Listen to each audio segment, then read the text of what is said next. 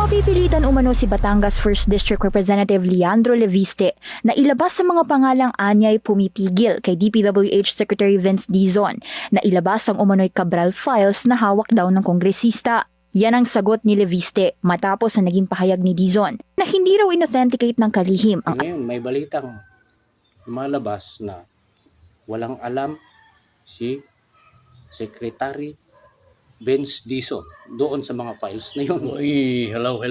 Kumusta po? Kumusta? Magandang araw po. Maraming salamat po doon sa mga kapatid, mga kababayan natin na nakasuporta sa aking page. Yun nga, masaya po ako. May binabalita sa inyo na ayan, ipakita ko sa inyo yung resulta sa aking page. Yung, sa Facebook. Tatay Aguila. Nagulat nga ako kaninang madaling araw. Kasi naghahanda ako para sa pagsamba sapagkat kanina po ay live streaming. Maaga akong gumising. Binuksan ko yung aking page. Nagulat ako. Bagamat hindi ko man hinihiling na magkaganyan yan. Maraming salamat po sa inyo pong tulong, mga kababayan, mga kapatid. Shout out po sa inyong lahat. Hindi ko kayo maisa-isa. Ang daming nagko-comment doon na talaga namang mahirap paliwanag yung nararamdaman sa tuwa.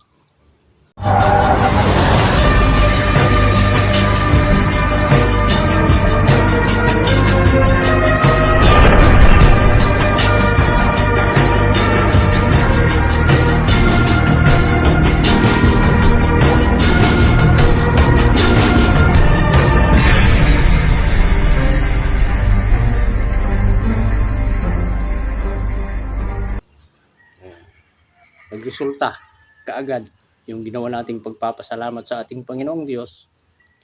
Sa kanyang kapurihan, may mga plano siya talaga. Hindi natin alam kung ano mangyayari sa ating buhay. Kung kagaya nga ng leksyon kanina ay ang Diyos ang gagawa ng paraan ng exit kung ikaw ay nasa kapighatian, kung ikaw ay nasa kalungkutan. Siya na ang bahala gumawa. Basta gawin natin yung kanyang kalooban, gawin natin yung naayon sa doktrina, sa batas ng tao, batas ng Panginoong Diyos. Wala tayong magagawa, siya na po ang bahala niyan. Ngayon, ito na. Puntahan natin yung issue tungkol sa Cabral files. Nagkakagulo na sila Turuan dito, turuan doon. Ang gusto ng isang kongresista, si Congressman Leandro Leviste, ay maging transparency, ipakita sa bayan, ipakita sa mga tao, sapagkat yung mga tao ngayon mulat ang kanilang isipan kung sino ang may mga kasalanan, kung sino ang dapat managot. Parang may mga pinagtatakpan. Ayun nga, nasabi pa niya sa isa niyang live stream, yung mga nagdaang araw na mayroong gustong manuhol sa kanya.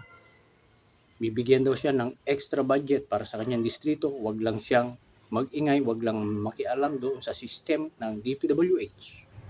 Matindi na. Grabe. Ngayon, sinabi niya, nalaman na ng secretary ng DPWH yung aking mga files. Yung Cabral files, ang tinutukoy niya. Sabi niya ay na-authenticate na daw. Ngayon, may balitang malabas na walang alam si Secretary Vince Dizon doon sa mga files na yun. Parang natatakot siya na madamay. Ewan ko lang. Para bagang kasi siya ay isang appointed secretary ng DPWH. Ang presidente ang nag-appoint sa kanya. Sabi ni, panoorin nga natin sa balita. Panoorin natin yung balita, sabay-sabay. Let's go. Nagbabanggaan ang mga pahayag ni na Congressman Leandro Leviste at DPWH Secretary Vince Dizon kaugnay sa umano'y Cabral files. Sino nga ba ang nagsasabi ng totoo tungkol sa kontrobersyal na dokumento? Mapipilitan umano si Batangas 1st District Representative Leandro Leviste na ilabas sa mga pangalang anyay pumipigil kay DPWH Secretary Vince Dizon na ilabas ang umano'y Cabral files na hawak daw ng kongresista. Yan ang sagot ni Leviste matapos na naging pahayag ni Dizon na hindi raw inauthenticate ng kalihim ang anumang dokumentong hawak ni Batangas Representative Leviste. Sa isang panayam sinabi ni Dizon na hindi pa niya nakikita ang mga dokumentong tinatawag na Cabral files, kaya hindi niya pwedeng kumpirmahin ang authenticity nito. Kabaligtaran ng naunang pahayag ni Leviste na animoy pinatunayan na raw ng kalihimang files. Iginiit ni Dizon na noong Setyembre, pinilit umano ni Leviste kumuha ng kopya ng files sa tanggapan ni Yumao ng dating DPWH Undersecretary Maria Catalina Cabral at gumamit pa raw ng computer ng isang staff para isave ang mga ito sa flash drive. Ayon kay Dizon, ito mismo ang ikinwento sa kanya ni Cabral nung buhay pa ito. Tinanggi naman ni Leviste ang paratang at sinabing alam daw ni Dizon ang pagkuha ng files at hindi raw totoo na may pamimilit na nangyari. Ibinigay rin daw ito kay Leviste dahil umano sa spirit of transparency. Anya, naniniwala siyang may pagsang-ayon sa panig ng DPWH na ilabas ang mga dokumento in the interest of transparency. Kamakailan naglabas ng set ng mga dokumento si Leviste na may summary ng mga allocation per district, province at region mula 2023 hanggang 2026.